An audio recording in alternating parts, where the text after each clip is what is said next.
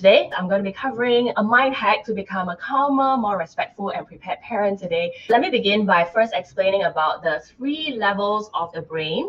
Number 1 is the reptilian brain. Number 2 is our reward centers. Level 3 is where our executive functioning takes place, and that's where the top part of our brain and the front portion, it controls our executive functioning, our planning, our ability to delay gratification, because we're able to look at the long-term rewards instead of giving in to the short-term rewards. The level 3 brain is where it's the best. I think it's the best. I call it like the Doctor Strange, or if you don't like Doctor Strange, then maybe Captain America. Like these 2 characters, right, are super wise. They are often calm, always calm. They have the wisdom of the passing of time. They see 14 million possibilities and they are able to pick the best one for everyone, right? And they are able to hold out, delay gratification for the immediate, for the now, in order to attain that long-term goal. These parents operating at the Doctor Strange level know that they are playing the long game of molding hearts and characters.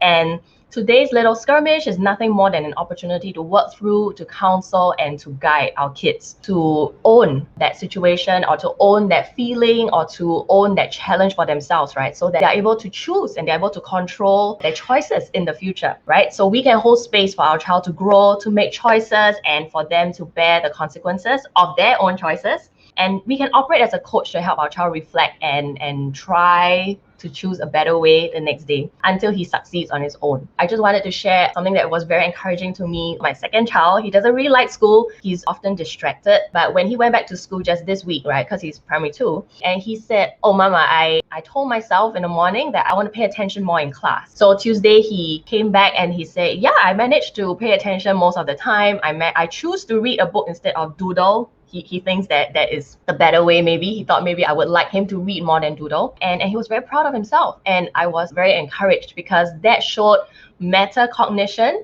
Because the whole holidays we keep telling him that you have to choose. You are easily distracted, so what do you do to help yourself pay more attention? So he came up with his own ways, and he's like kind of self-managing, trying to self-manage his distractibility issues. So I'm very encouraged that instead of scolding him, or putting him in that fight and flight mode, he's able to extract himself out of that mode and come up with creative solutions to solve his problem. Just a recap, thank you for joining me today. My mind hack is really just being aware of which level we are operating at. Are we operating at number 1, the Hulk level, where we are in fight, flight, or freeze mode?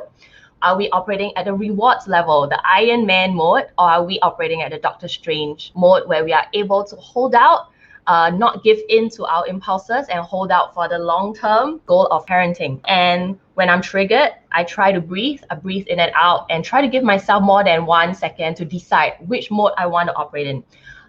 It's not easy, right? It's not easy, and there are good days where I can choose, and there are bad days where I can't, right? When I'll lash out.